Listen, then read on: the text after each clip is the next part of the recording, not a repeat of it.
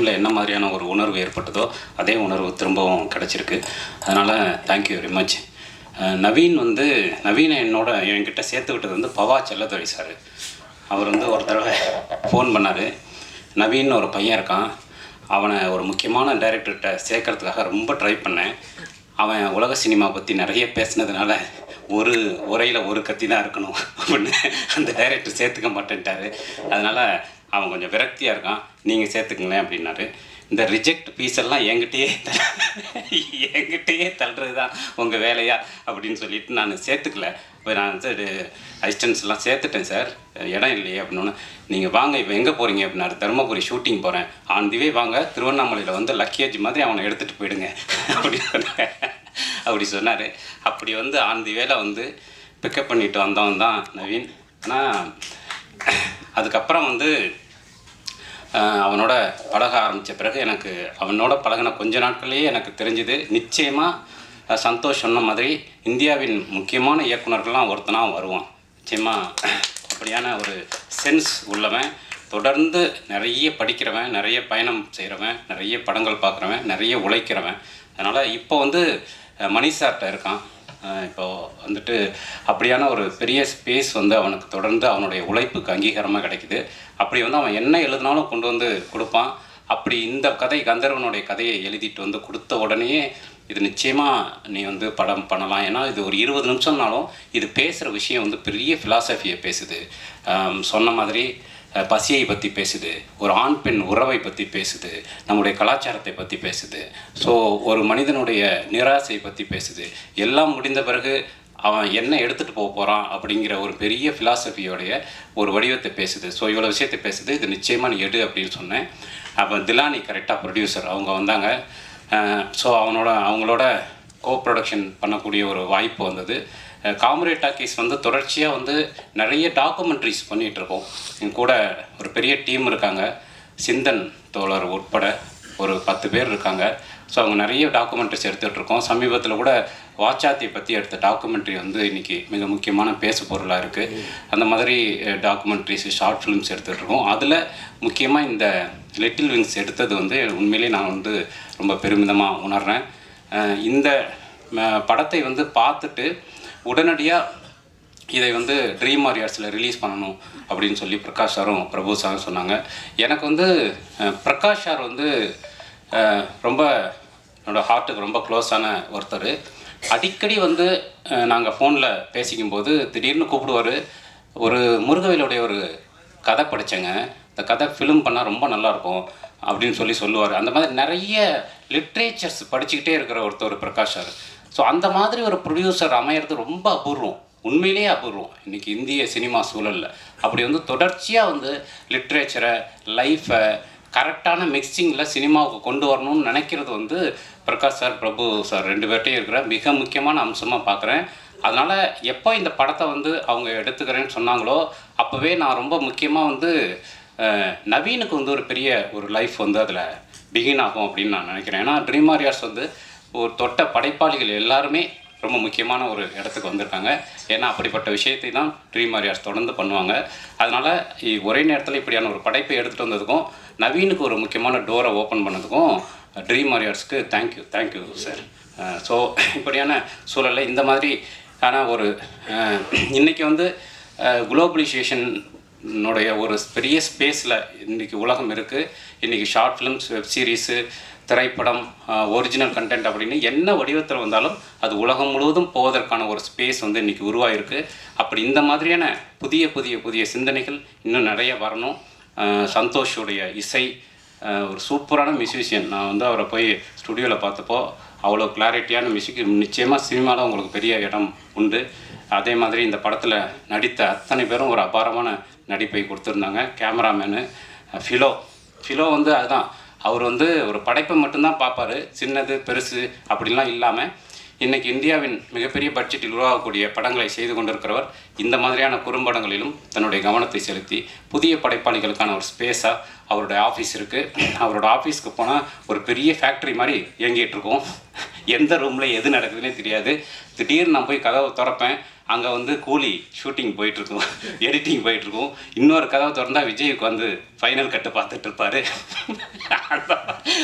அதில் நமக்கும் ஓரமாக ஒரு இடம் இருக்குது அப்படிங்கிறது வந்து மிகச் சிறப்பான விஷயம். அது மாதிரி இந்த மாதிரியான படைப்பாளிகளுக்கு அவர்கிட்ட எப்போவுமே ஒரு இடம் உண்டு. ஃபிலோ வந்து ரெக்கமெண்ட் பண்ணிகிட்டே இருப்பார் யாருக்காவது ஃபோன் பண்ணி. அப்படியான ஒரு நல்ல மனசுக்காரர். ஸோ இப்படி ராம்ஜி அவரை வந்து மெஹந்தி சர்க்கஸ்லேருந்து பார்க்குறேன். இப்படியான அழகான நல்ல படைப்பாளிகளுக்கும் நடிகர்களுக்கும் எப்போதும் ஒரு மேடையாக இந்த ட்ரீம் வாரியர்ஸ் இருக்கும்னு நான் நம்புகிறேன். Thank you very much. பத்திரிகையாளர் அத்தனை பேருக்கும் நன்றி. ஊரில் எந்த ஒரு ஃபேமிலி எடுத்துக்கிட்டிங்கன்னா அங்கே வந்து ஆடு வளர்க்குறது மாடு வளர்க்குறது ஒரு வாழ்வின் ஒரு அங்கமாகவே இருக்கும். எனக்கு ஞாபகம் இருக்குது, நானும் பிரகாஷும் ஒரு 7 கிலோமீட்டர் நடந்து போய் சாவல் விற்றுட்டு வந்து ஞாபகம் எல்லாமே இருக்குது. அந்த எக்ஸ்பீரியன்ஸ் இருக்குது. அண்டு இன்னைக்கு இது ஒரு இந்த சின்ன கான்செப்ட்ஸ் என்னென்னா, இப்போ எல்லாருடைய லைஃப்லையும் நம்ம நிறைய கேள்விப்பட்டிருக்கோம். ஒரு இன்னைக்கு பிரியாணியில் ஒரு பீஸ் மிஸ் ஆகிருக்குங்கிறதுக்காக எவ்வளோ பிரச்சனைகள் வந்து நம்ம நிறைய இடங்களில் கேட்டிருக்கோம் இருக்குது. அந்த மாதிரி சாப்பாட்டில் வந்து நமக்கு வந்து நான்வெஜ் வந்து அவ்வளோ முக்கியமான ஒரு விஷயமா இருக்குது. அதில் வந்து இந்த கதை சொல்லக்கூடிய விஷயங்கள் வந்து சிலருக்கு சாதாரண விஷயமா தெரியலாம். பட் அதுக்கு பின்னாடி இருக்கக்கூடிய ஆழமான கருத்துக்கள் வந்து லைஃப்பில் ரொம்ப முக்கியமான ஒரு தருணங்களை ஞாபகப்படுத்தக்கூடிய விஷயமா இருக்குது. நாங்கள் ட்ரீம் வாரியர் பிக்சர்ஸில் ஏன் இதை வந்து பண்ணுறோம் அப்படின்னு எடுத்துக்கிட்டிங்கன்னா, இன்றைக்கி இண்டஸ்ட்ரி வந்து கண்டிப்பாக நிறைய மாறி இருக்குது. இப்போது மொபைல் ஃபோன் வந்ததுக்கப்புறம் பார்த்திங்கன்னா நமக்கு எல்லாமே உள்ளங்கைக்கு வந்துருச்சு. ஃபார்மேட்ஸ் வந்து ஷார்ட் ஃபிலிம் ஃபார்மேட்ஸ் இன்றைக்கி பெரிய அளவில் சினிமாவை டாமினேட் பண்ண ஆரம்பிச்சிருக்கு. ஸோ அந்த வகையில் லைக் நாங்கள் ஒரு புது கலைஞர்கள் வர்றப்போ அவங்களுடைய ஆரம்பம் வந்து இந்த மாதிரியான ஷார்ட் ஃபிலிம்ஸ் மூலமாகவோ இல்லை ஒரு மியூசிக் ஆல்பம்ஸ் மூலமாகவோ அவங்க ஆரம்பிக்கிறப்போ நமக்கு வந்து ஒரு நல்ல டேலண்ட்ஸ் ஐடென்டிஃபை பண்ணக்கூடிய ஆப்பர்ச்சுனிட்டிஸ் இருக்குது. அது மட்டும் இல்லை, அவங்களுக்கு நம்ம ஒரு பிளாட்ஃபார்ம் அமைச்சு கொடுக்குறப்போ அது அவங்களுக்கும் சேர்த்து ஒரு பெரிய ஹெல்ப் ஆகுது. அண்ட் ஆல்சோ இது வந்து ஒரு பெரிய ஒரு ரெவன்யூ ஃபார்மேட்டை நம்ம பார்க்குறத விட புது டேலண்ட்ஸை ஐடென்டிஃபை பண்ணக்கூடிய ஒரு தளமாக நம்ம இதை பார்க்குறோம். அந்த வகையில் இப்போது ரீசெண்டாக பார்த்தீங்கன்னா ட்ரீம் வாரியர் பிக்சர்ஸில் வந்து நாங்கள் இண்டிபெண்டன்ட் மியூசிக் சப்போர்ட் பண்ண ஆரம்பிச்சிருக்கோம். அண்ட் ஆல்சோ இப்போ வந்து ஷார்ட் ஃபிலிம்ஸ் இந்த லிட்டில் விங்ஸ் மூலமாக ஆரம்பிச்சிருக்கோம். இது ஒரு தொடக்கம். இன்னும் பல நல்ல டேலண்ட்ஸ் அது மூலமாக ஒரு நல்ல படைப்புகளில் வந்து அறிமுகப்படுத்துவோம்னு நான் நம்புகிறேன். அதுக்கு உங்களுடைய சப்போர்ட் வந்து தேவை. ஸோ உங்களுக்கு இது பிடிச்சிருக்குன்னு நினைக்கிறேன். அண்டு இதில் ஒர்க் பண்ண எல்லாருக்கும் நன்றி. முக்கியமாக இதனுடைய தயாரிப்பாளர்கள், பெரிய பட்ஜெட் தயாரிப்பாளர்கள். அண்டு இதை கொண்டு வந்து கொடுத்தது ராஜமுருகன் அவர்களுக்கும் இதை கன்யூஸாக கொண்டு வந்து இது என்ன மாதிரி நம்ம ப்ளேஸ் பண்ணணும் அப்படிங்கிற விஷயங்களை ஃபுல்லாக ஃபாலோ பண்ணி இதில் ட்ரீம் வாரியர் பிக்சர்ஸ் டீமில் இருக்க எல்லாருக்கும் குஹன், கிருஷ்ணா அண்டு எவ்ரிபடி எல்லாருக்கும் என்னுடைய நன்றியை தெரிவிச்சுக்கிறேன். ஐ ஹோப் நீங்கள் இதை சப்போர்ட் பண்ணுவீங்க. இது மூலமாக இன்னும் பல டேலண்ட்ஸுக்கு நல்ல வாய்ப்புகள் கிடைச்சி அது மூலமாக நல்ல புது டேலண்ட்டும் படைப்புகளும் வரணும் அப்படின்னு நான் நம்புகிறேன். Thank you. Thank you very much, sir. Really the film quality இருக்கணும். மேக்கிங் ஸ்ட்ரக்சர் எல்லாமே எனக்கு ஃபிலிமோட ஸ்ட்ரக்சர் தான் இருக்கணும் அப்படின்னாரு. ஸோ ரொம்ப சந்தோஷம். நவீன் ப்ரொடியூசர் யாருன்னு கேட்டேன். திலானி அர்த்தம். உங்களுக்கு கோடி கும்பிட்டு கூப்பிட்டுருங்க. வாழ்க்கையில் 30 லட்சம் போட்டு ஒரு ஷார்ட் ஃபிலிம் எடுத்து இருக்க பெரிய மனசு அவங்களுக்கு தான். ஸோ என்ன வாழ்க்கையில் யாரும் அவ்வளோ காசு கொடுக்கல ஷார்ட் ஃபிலிமுக்கு அப்படின்னு சொல்லும்போது இன்னொன்று எனக்கு ரொம்ப பிடிச்சது. அதுக்கப்புறம் எனக்கு சேலஞ்சிங்காக இருந்தது லைவ் சென்ட். எதுவும் நான் பண்ணதே இல்லை. நான் பண்ணுற படங்களாக இருக்கட்டும், ஷார்ட் ஃபிலிமாக இருக்கட்டும், எதுவும் லைவ் சென்ட் பண்ணதே இல்லை. ஆடுக்கும் சரி. ஸோ இது லைவ் சென்ட் போடுறதுனால எனக்கு இன்ட்ரெஸ்டிங்காக இருந்தது. லைவ் சென்ட் போகிறீங்கன்னா அப்படின்னா ஸ்கிரிப்ட் அது முன்னாடி கொடுத்துருந்தார். ஆனால் லைவ் சொன்னால் வித்தவுட் ஸ்கிரிப்ட்லேயே நீ லாக் பண்ணி எந்த டைலாகும் அதுக்கப்புறமா கரெக்ஷனே பண்ண முடியாது. ஸோ அந்த மாதிரி ஒரு இன்ட்ரெஸ்டிங் ஒர்க் எனக்கு ஒர்க் பண்ணலான்னு தோணுச்சு. ஸோ அப்புறம் நீங்கள் என்ன கொடுக்குறீங்களோ நவீன் பண்ணிடுங்க, நான் இதை பண்ணுறேன், நான் உங்களுக்காக நான் பண்ணி கொடுக்குறேன் அப்படின்னு ஒவ்வொரு டைம் வரும்போது ஏதோ ஒரு கதை சொல்கிறது. ஸோ அந்த மாதிரி தான் நவீனோட நட்பு எனக்கு இருந்தது. ஸோ இந்த கதை படிக்கும்போது எனக்கு வந்து எனக்கோட கிராமங்கள், நான் இருந்த வில்லேஜில் வளர்ந்தது, எனக்கு அதுதான் ஞாபகம் இருந்தது. நான் ஸ்கூல் படிக்கும்போது எங்கள் அம்மா கோழிக்கொடை வச்சுப்பாங்க. கோழி நிறைய வளர்ப்பாங்க, அம்மா அம்மாச்சிலாம் வளர்ப்பாங்க. சாயங்காலம் 6 மணிக்கெலாம் அடைக்கணும். அடைக்கிற பொறுப்பு எனக்கு இருக்கும். நம்ம விளாண்டுட்டு லேட்டாக போய் அடைச்சோன்னா அன்றைக்கி விழுவும் அடி. நீ 6 மணிக்கு கோழி கடுப்புனா ஏதாவது நாய்க்கு பிடிச்சிட்டு அன்றைக்கி தர போகிறோம்பாங்க. சரி ஒரு நாள் வரும்மா இவ்வளோ தான் அடைக்கிறேன், ஏமா கோழிலாம் சமைச்சு தர மாட்டேங்க. கோழி சமைச்சேன்னா 2 ஆப்ஷன் தான். எவனாவது சொந்தக்கார மாமா மச்சம் வரணும், இல்லை ஏதாவது நல்ல நாள் பெரிய நாள் தான் கோழி வெட்டுவாங்க. மற்றபடி எதுவுமே கோழியே நான்வெஜ்ங்கிறது கம்மியாக தான் இருக்கும். அந்த மாதிரி எனக்கு அந்த ஞாபகங்கள்லாம் எனக்கு வந்துச்சு இந்த ஸ்கிரிப்ட் படிக்கும்போது. ஸோ அந்த ஞாபகங்கள் கிராமங்கள் இருக்கும்போது அந்த ஹஸ்பண்ட் ஒய்ஃப்குள்ளே இருக்கிற நவீன் சொன்ன மாதிரி அந்த இது நிறையா பார்த்துருக்கேன் நான். அதெல்லாம் என் கண் முன்னே வந்ததுனால எனக்கு ரொம்ப ரொம்ப பிடிச்சிச்சு இந்த ஸ்கிரிப்ட். ஸோ அதனால் அதுபோது பண்ணும்போது இன்ட்ரெஸ்டிங்காக இருந்தது. ஸோ அதெல்லாம் இருக்கும்போது நம்மளுக்கு ஒரு ஃபீல் இருக்கும்ல, சரி நல்லா இருக்கு அப்படின்னு சொல்லி பண்ணது தான் அந்த ஷார்ட் ஃபிலிம். எனக்கு ஒரு லேர்னிங் ப்ராசஸ் தான் லைவ் சவுண்டு இருக்கிறதுனால. ஸோ அதெல்லாம் அந்த ஃபெஸ்டிவலுக்கான போது ஒவ்வொரு டைம் ஒரு கட் மாறிக்கிட்டே இருக்கும். ஸோ அது ஒரு எப்படின்னா நம்மளை ஒரு டியூன் பண்ணோம், பொறுமை இன்னும் டியூன் பண்ணோம். இந்த ஃபெஸ்டிவல் அனுப்பும்போது தான் ஒவ்வொரு ஃபெஸ்டிவல் முடிஞ்சு கொஞ்சம் கரெக்ஷன் பண்ணி வேறு ஒரு டைப்பில் அனுப்பலாமான்னு பாரு. ஸோ அது லேர்னிங் தான் எனக்கு ஒரு எக்ஸ்பீரியன்ஸ்னு வச்சுக்கலாம் அந்த ஷார்ட் ஃபிலிம். ஸோ அந்த எக்ஸ்பீரியன்ஸ் கொடுத்த நவீனுக்கு ரொம்ப நன்றி. ஸோ அதுக்கப்புறம் ட்ரீம் வாரியர் ரீசெண்டாக ஒரு 2-3 மந்த்ஸ் முன்னாடி ட்ரீம் வாரியர் இது வாங்குறாங்க. ஒரு டீசர் மாதிரி பண்ணிக்கலாம். ஓகே நவீன் பண்ணிக்கலாம் நவீன். ஸோ இது நல்லபடியாக ரிலீஸ் ஆகுதுன்னா ரொம்ப சந்தோஷம். ரொம்ப நாள் கழித்து ரிலீஸ் ஆகுது. So end of the day Dream Warrior சேனலில் வரதுல ரொம்ப சந்தோஷமாக இருக்குது. அண்டு இது உங்களுக்கு பிடிச்சா உங்களுக்கு கண்டிப்பாக பிடிக்கும்னு நினைக்கிறேன். ஸோ நீங்கள் எழுதி இதை எவ்வளோ தூரம் மக்களுக்கு ஆடியன்ஸ்க்கு கொண்டு சேர்ப்பீங்க. அசிஸ்டண்ட் மீட் பண்ண வச்சார். Then this whole project happened. Naveen வந்து ஒரு extremely talented friend of mind. First டேரக்டராக மீட் பண்ணேன், இப்போ ஃப்ரெண்ட்ஸ் ஆகணும். அவர்கிட்ட நான் அடிக்கடி மீட் பண்ணணும்னு ஆசைப்படுவேன். ஏன்னா அவர் வந்து ஏதாச்சும் ஒரு ஸ்டோரி சொல்வார், இன்ட்ரெஸ்டிங்காக இருக்கும். நம்ம அதை பண்ணுறோமோ இல்லையோ, லைக் இதை இப்படி பண்ணலாம், இது படமாக பண்ணும்போது இந்த மாதிரி ஸ்கோர் பண்ணலாம், இந்த ஆர்கெஸ்ட்ரா கூப்பிடலாம், இந்த மாதிரி மியூசிக் அப்ரோச் பண்ணலான்னு சொல்லிட்டு வீல் சும்மா have a discussion, we'll manifest a lot. So அந்த மாதிரி தான் லிட்டில் விங்ஸும் ஸ்டார்ட் ஆச்சு. லிட்டில் விங்ஸ் வந்து என்னோடய கெரியரில் நான் ஸ்டார்ட் பண்ணும் போது ஒரு டெப்த்தான மூவி ஒர்க் பண்ணால் தான் ஒரு மியூசிக் டைரக்டருக்கு நல்ல நேம் கிடைக்கும். ஸோ நான் இதை வந்து ஷார்ட் ஃபிலிமாக பார்க்கவே இல்லை. நான் வந்து இது ஒரு நல்ல கண்டென்ட்டாக தான் பார்த்தேன். இது என்ன வந்து ப்ரூவ் பண்ணிக்க ஒரு சான்ஸாக இருக்கும்னு நினச்சி தான் I started working on this film. Naveen வந்து இப்போ ரொம்ப ப்ரெஷர்லாம் பண்ண மாட்டார். ஹீ வில் ஜஸ்ட் சே இது எப்படி ட்ரீட் பண்ணலாம் நீங்கள் சொல்லுங்கள், தென் நான் அதை கேட்குறேன், எனக்கு ஒர்க் அவுட் ஆச்சுன்னா நம்ம அதை வச்சுக்கலான்னு சொல்லி. ஸோ நிறைய ஐடியாஸ் ட்ரை பண்ணோம். ஸோ ஃபிலிம் ரூட்டடாக இருக்குது. நம்ம ஏன் வந்து ஒரு வெஸ்டர்ன் கிளாசிக்கலாக ஸ்கோர் போகக்கூடாது அப்படின்னு சொல்லி அப்ரோச் பண்ணது தான் இந்த whole idea of Little Wings. Plus அந்த லிட்டில் விங்ஸில் ஒர்க் பண்ண எல்லாருமே நமக்கு மியூசிக் பண்ண ரொம்ப இன்ஸ்பயர் பண்ணாங்க. ஆக்ட் பண்ணவங்களா இருக்கட்டும், camera and sound effects and every department. So எனக்கு ஆக்சுவலி வேலை கம்மியாக தான் இருந்தது, ஏன்னா எல்லாமே நீட்டாக இருந்தது. So again I want to thank everybody. Naveen வந்து சீக்கிரமாக he will be one of the biggest directors in இந்தியான்ற ஒரு கான்ஃபிடென்ஸ் எனக்கு எப்பவுமே இருந்துகிட்ருக்கு. I'm waiting for the time. வந்து ஒரு 4 நாளைக்கு முன்னாடி தான் கமிட் ஆனேன். ஷூட் போகிறதுக்கும் ஒரு 4 நாளைக்கு முன்னாடி தான் நவீன் ப்ரோ ஓகே பண்ணார். என்ன இவர்கிட்ட இன்ட்ரோ பண்ணது வந்து தீனா ராகவன் என்னுடைய நண்பர். அவர் தான் வந்து நவீன்கிட்ட என்ன இன்ட்ரோ பண்ணது. இல்லை ஒர்க்காக பார்த்துக்கிட்டோம்னா அந்த கோழி அந்த முட்டை வந்து இதுலேருந்து உடஞ்சி அவர் தூக்கி போட்டு உடஞ்சி அதுலேருந்து அடகாத்த கோழி எப்படி இருக்கும் அது லைட்டாக அந்த எஃபெக்ட்லாம் போட்டு அதில் ரெடி பண்ணோம். அது மட்டும் கொஞ்சம் கஷ்டமாக இருந்தது. அதில் பிளான் பண்ணதை விட ரொம்ப அந்த பிளட்டு அந்த இதெல்லாம் போட்டு ரெடி பண்ணுறதுக்கு நன்றி ப்ரோ. ஸோ அது எனக்கு ரொம்ப பிடிச்சிருந்துச்சி. அதை நான் இயக்குனர்கிட்ட சொல்லவே இல்லை. என்னோடய YouTube channel name little man show தான் வச்சுருக்கேன். ஸோ எல்லோரும் சொல்லுவாங்க, நார்மலாக இருக்கிறவங்க என்னை பார்த்தா எல்லாருமே கேலி கிண்டல் தான் பண்ணுவாங்க. நிறையா பேர் கேட்டாங்க, ஏன் உன்னோட பேர் இந்த சப்நேம் அதாவது லிட்டில் மேன் தான் வச்சுருந்தேன். நான் அதில் குள்ளமான மனிதன் சொல்லி தான் எல்லாம் கிண்டல் பண்ணுவாங்க. அதையே என்னோட அடமொழியாக வச்சேன். அதே மாதிரி சார் அந்த லிட்டில் விங்ஸுங்கிற நேம் எனக்கு அதை பார்க்கும்போதே ஒரு அளவு சிங்க் ஆச்சு. என்னுடைய முதல் குறும்படம் இயக்குனரோட முதல் படமும் இதுதான். ஃபர்ஸ்ட்லேயே நேஷ்னல் அவார்டு வாங்கிச்சு. ரொம்ப சந்தோஷம்.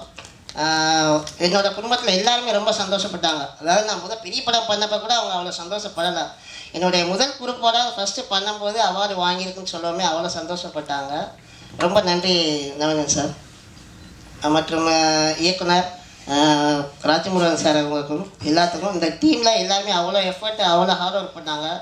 ஏன்னா நான் பெரிய படத்தை பண்ணப்போ கூட எனக்கு வந்து இந்த ஃபஸ்ட்டு ரிஹர்சல்லாம் எதுவுமே கிடையாது, பண்ணதில்லை, அந்த எக்ஸ்பீரியன்ஸே கிடையாது.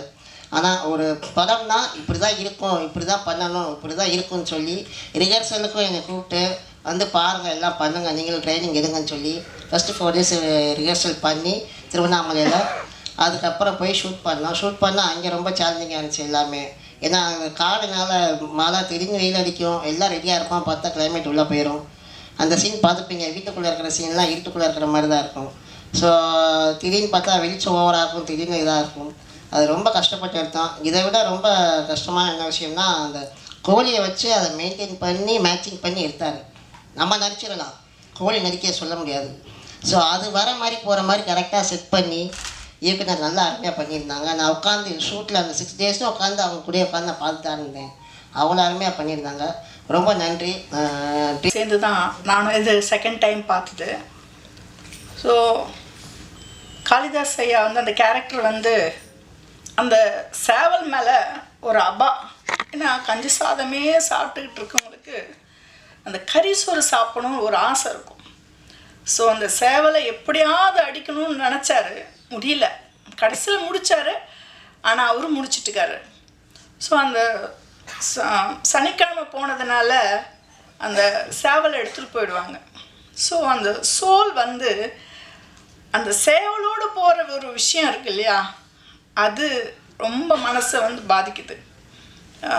ஒரு ஆத்மா வந்து அந்த கோழி கொண்டு போயிடுச்சு அப்படின்ற ஒரு இது இருக்குது.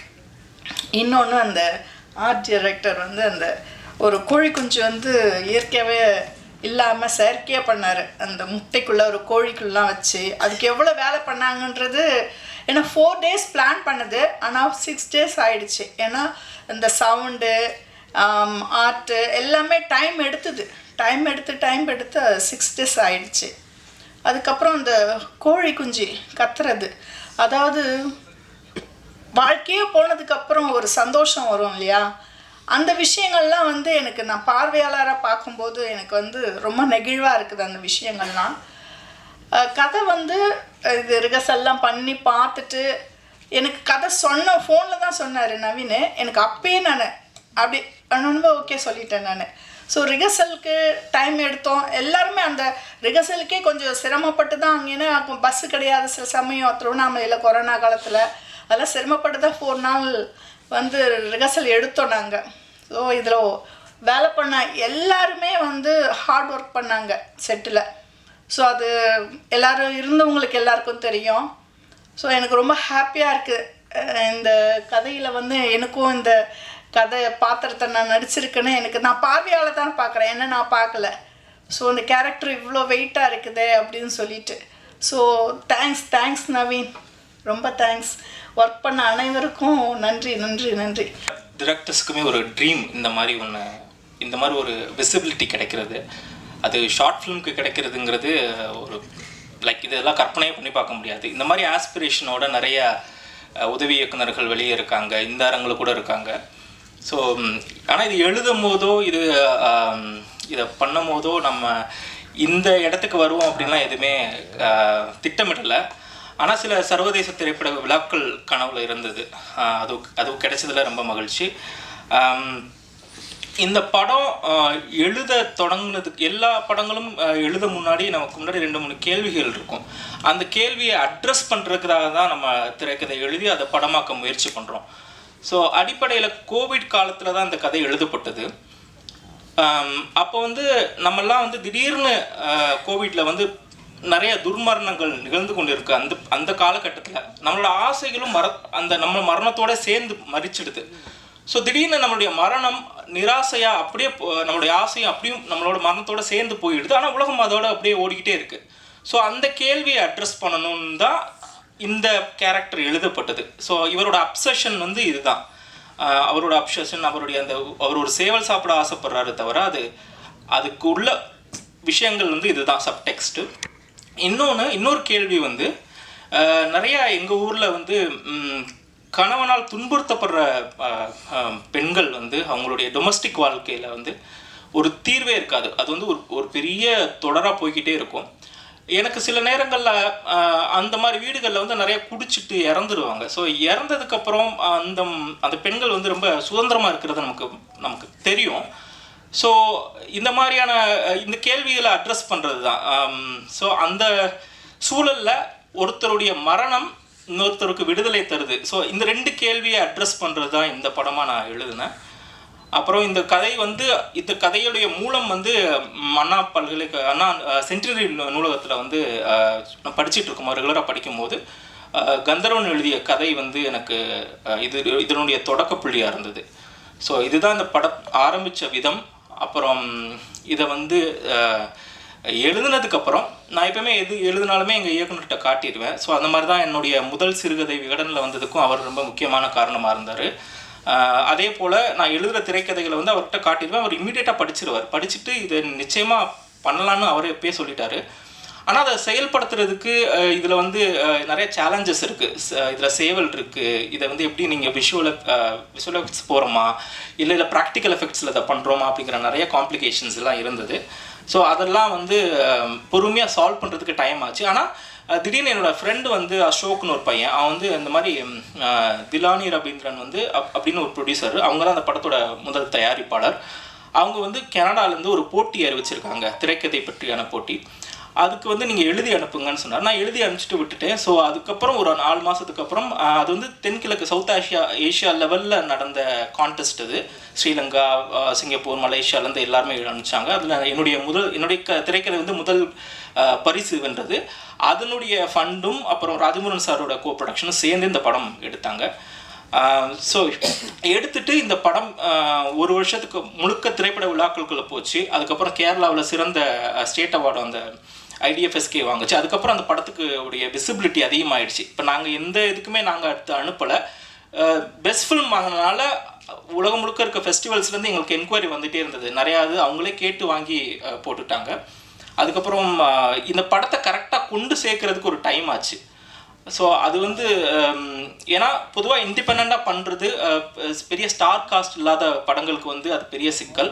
ஸோ OTT முபி ட்ரை பண்ணோம். முபி வந்து ரொம்ப லாங் லிஸ்ட் போயிட்டு இருந்தது. ஸோ இந்த படத்தை வந்து ஃபைனலாக இங்கே கொண்டு வந்து அதுவும் ட்ரீம் வாரியர்ஸ் மாதிரியான ஒரு பெரிய ப்ரொடக்ஷன் வந்து சப்போர்ட் பண்ணுறது, ஷோல்டர் பண்ணுறது வந்து it's a great thing actually. இது வந்து ஒரு படத்தை இன்னி வர உதவி இயக்குநர்களுக்கு இது ஒரு ரூட்டாக இருக்கும். ஸோ அதுக்கு வந்து I thank dream warriors team. பிகின் பிரகாஷ் சார்லேருந்து அவர் தான் இந்த ஒரு 3 வருஷத்துக்கு முன்னாடியே இந்த படம் பார்த்துட்டாரு. அவர் அவார்ட்லாம் வாங்குறதுக்கு முன்னாடியே ஹி செட் லைக் அவருக்கு ரொம்ப பிடிச்சிருந்தது. தென் பிரபு sir and then we start with Alauddin, Gugan sir, apra Krishna. I thank everybody to bring this to what you have done to this Little Wings is really a great thing. அப்புறம் வந்து எங்களுடைய நான் வரிசையாக அந்த caste and crew சொல்லிடுறேன். மணிமேகலை அம்மா நாங்கள் வந்து திருவண்ணாமலையில் எழுத்தாளர் பவாச்சலத்தருடைய அவருடைய 10ஆயிரத்தில் மீட் பண்ணி, அதுக்கப்புறம் ஐயா இதில் இருந்த காளிதாஸ் ஐயா இருக்கார் இல்லையா, அவர் நடித்தவர், அவரும் 2 பேருக்கும் நம்ம ஸ்கிரிப்ட் ரீடிங் செஷன் வச்சு ப்ராப்பராக அந்த செஷன் முடிஞ்சதுக்கப்புறம் ஒன்றா காசு பண்ணி நாங்கள் பண்ணோம்.